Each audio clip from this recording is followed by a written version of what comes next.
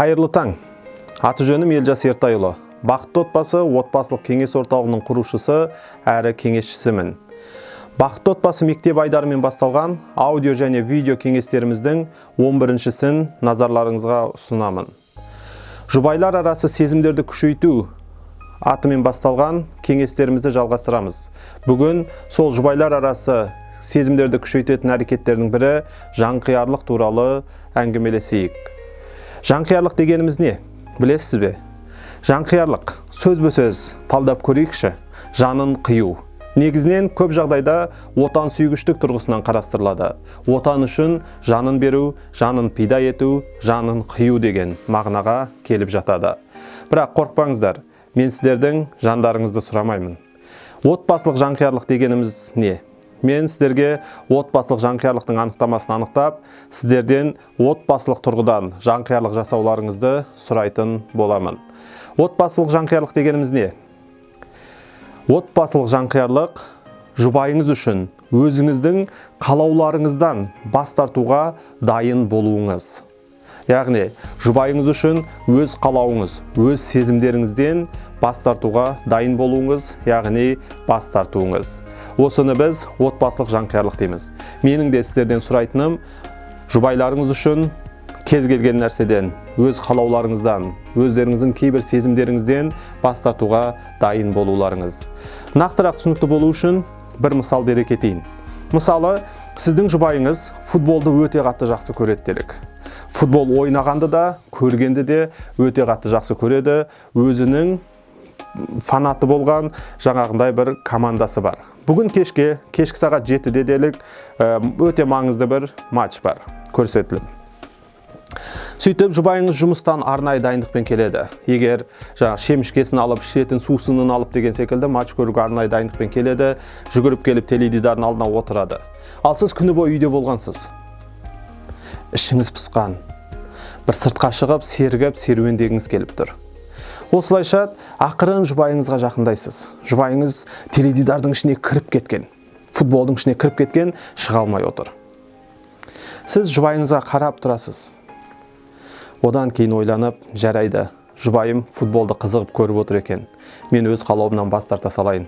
Бүгінше қыдырмай қояйын, жұбайым футболын көрсін дей алуыңыз, ол сіздің жанқиярлығыңыз, яғни әйел адамның жанқиярлығы. Дәл осыны керісінше ойлайық. Мысалы, жұбайыңыз сізге келіп тұрғанын байқап тұрсыз. Сіз футболды беріліп көріп отырсыз, ал жұбайыңыз ақырын сізге келіп тұр.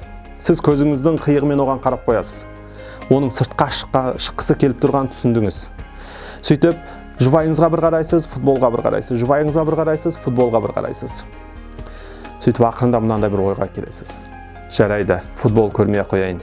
Жұбайым күні бойы іші пысты ғой, бір қыдыртып қайтайыншы деп футболдан бас тартуыңыз, яғни өз қалауыңыздан, хоббиіңізден бас тартуыңыз, ол сіздің жанқиярлығыңыз. Яғни жанқиярлықты тек қана бір жақты емес, екі жақты қарастырғанымыз жөн, екі жақты ойластырғанымыз жөн. Жанқиярлық бақыттың өлшем бірлігі. Отбасыда қаншалықты жанқиярлық көп болса, ол отбасы бақытты болуға соншалықты дайын деген сөз. Сондықтан да жұбайлар бір-бір үшін жанқиярлық жасаудан бас тартпау керек, бір-бір үшін жанқиярлық жасауға дайын болуы керек деп ойлаймын. Қаншалықты көбірек жанқиярлық болса, соншалықты ол отбасының бақытты отбасы болуына мүмкіндігі арта түседі деген сөз. Бірақ бұл жерде айта кетейін, жанқиярлық екі жақты болса, мәнді бола түседі, мәнге ие болады.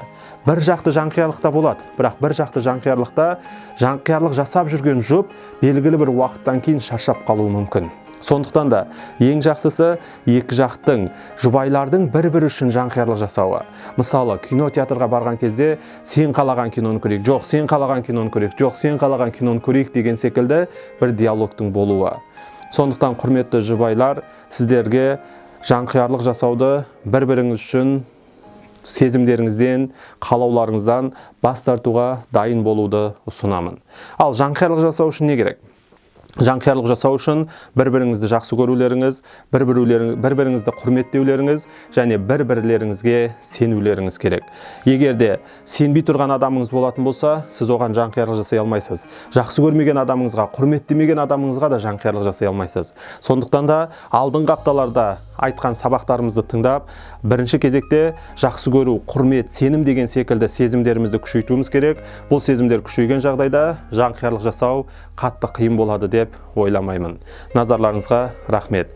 Келесі сәрсенбі күні кездескенше сау болыңыздар. Біздің видеомызды бөлісіп, лүпіліңізді басып, біздің YouTube каналымызға жазылуды ұмытпаңыз. Назарларыңызға рахмет. Келесі сәрсенбі кездескенше сау сәлемет болыңыздар. Сәрсенбі күндеріңіз сәтті өтсін. Рахмет.